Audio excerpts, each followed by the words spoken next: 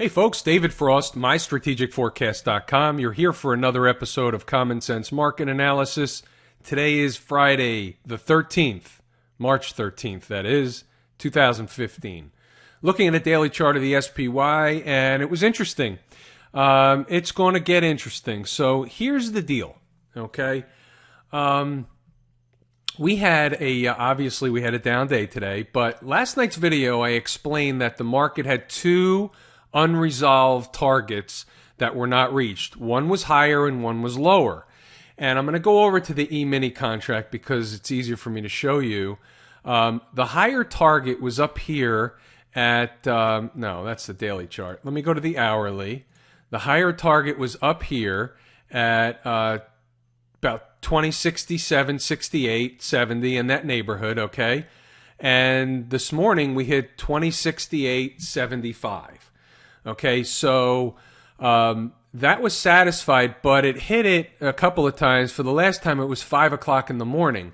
So we didn't get a chance to see, back to the SPY, we didn't get a chance to see the SPY up in that, this area here, 207, whatever I said that was last night. It was somewhere up in this area was going to be the target. Well, either way, we didn't get there. And, markets basically sold off today. But next week is going to be interesting, and we have several things going on. I talked about it last night, and it's also in the emails that the subscribers get. Basically, we have a Fed meeting this coming week.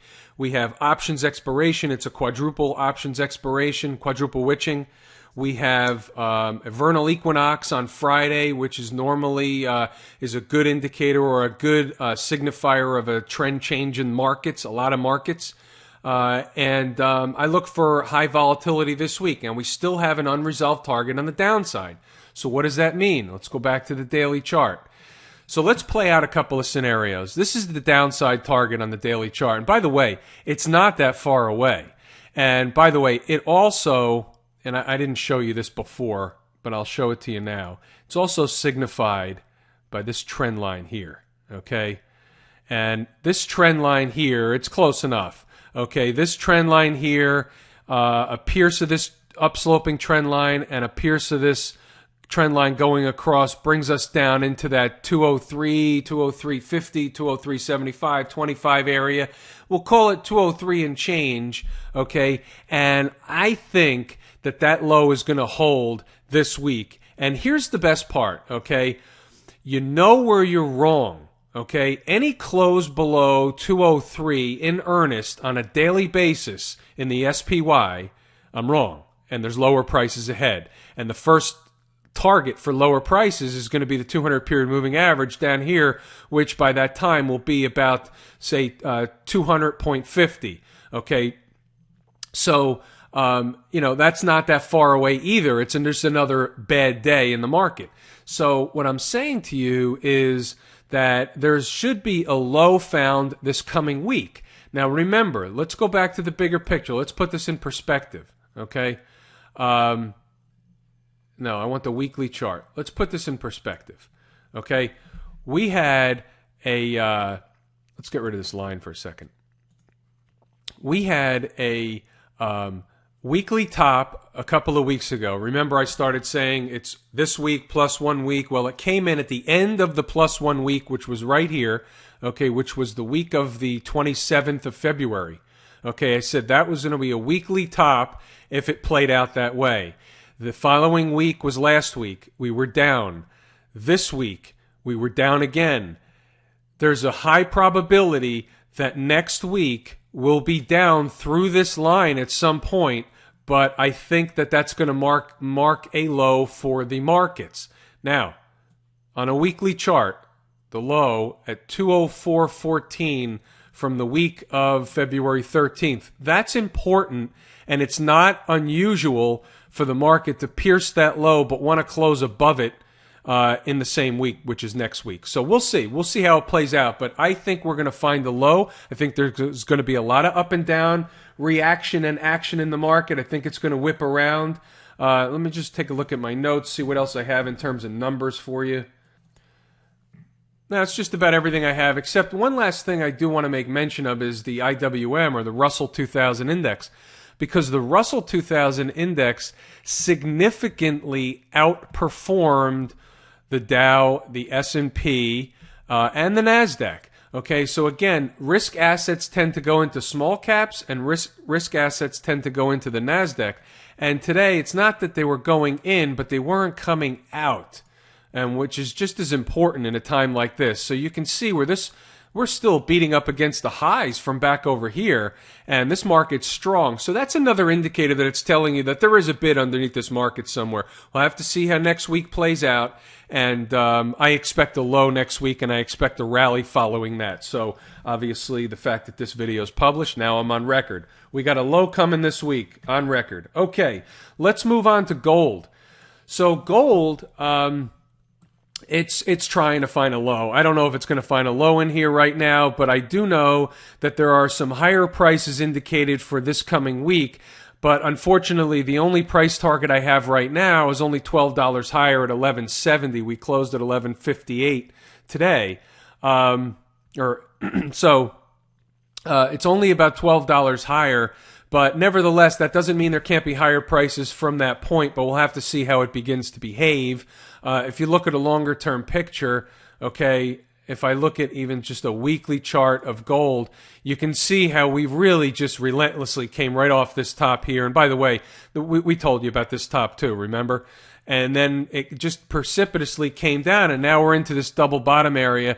My gut tells me that inside of one day in the next week or so, we're probably going to break this low, but we'll find a reversal in there, and then we can find some higher prices.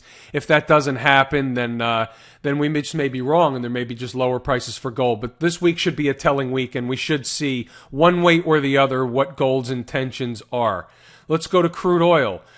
Crude oil was just beaten like it was just beaten really bad. It's just in bad shape, and it's all because of the dollar. But remember our channel, okay?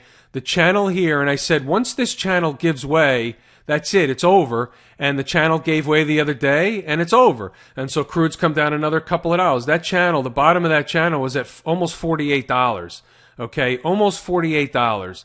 Well, just call it $48 for argument's sake. The bottom of the channel was $48. Now today we're below $45, okay, in 2 days because we broke that channel.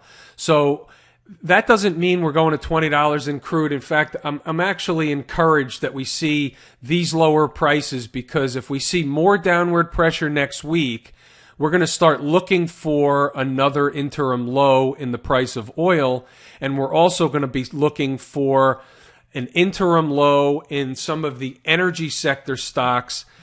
With an oil bounce that we should see a rally in the market, and I think the energy stocks get an exponential bounce because of the fact that oil has been beaten down so much that they've been getting whacked, A, by the market and B, by oil, so they get pounded on both ends.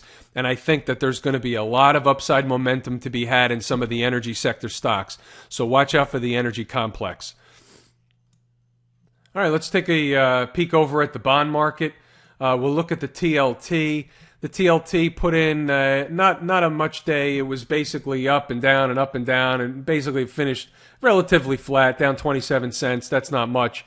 There's probably one more push to the upside, but if we do get that push to the upside, and at this point, I think the 50-period moving average may be off the table, and you're going to find a lot of resistance here at 129. And if we get a push up to 128, 129 at some point this week, I think that we may put in another interim top, and lower prices for bonds, higher prices for yields may be following that. So here's the yield market, and if we have lower prices in bonds, we could expect higher prices in yields. So if we just take a little bit of a longer term view in yields and see where we are, see this was the recent bottom in yields, and if we can make it up, if we can clear the 200-period moving average, we'll take a run at the 50, and then we'll take a run at this double top here at about 260, and that'll also be interesting for the markets, because the stock market does not particularly like higher interest rates because the cost of money goes higher. And when the cost of money goes higher, profits come out of many different places. So the market is addicted to low interest rates. Therefore, usually when the Fed signals that they're going to raise interest rates, the market kind of has a little bit of cardiac arrest and it starts to wobble around like we've been doing and leading up into the Fed meeting this week. And what we'll probably see, what we continue to see, and I've said this in so many videos, whenever there's a Fed meeting and the market's been wobbly in front of a Fed meeting, it's basically the tail wagging the dog. And what happens is the Fed sees the market wobbly. They decide not to scare the markets. They don't want to let the market believe or know that their intentions are to raise interest rates sooner rather than later. So they back off of that commentary and they put some nonsense, words in their statement, postpone or patience or whatever they say. It's all nonsense. It doesn't matter. But as long as the market decides to interpret what the Fed is saying as raising interest rates off into the future, the market will rally. It happens time and time and time again. And I expect nothing less this week. So that's pretty much what I have. Look for a low coming in the market this week. And I don't know whether it's going to come in the middle of the week or at the end of the week. But a low should be coming this week. And we should see a rally in the stock market going into the following weeks. We should put in another weekly bottom. Like we had a weekly top a few weeks ago, we should put in a weekly bottom this coming week, which would promote upside behavior, and that means higher prices. Okay? So with that being said, folks, have a great weekend. Hopefully this is helpful. I'm David Frost, MyStrategicForecast.com. Thanks for tuning in for another episode of Common Sense Market Analysis.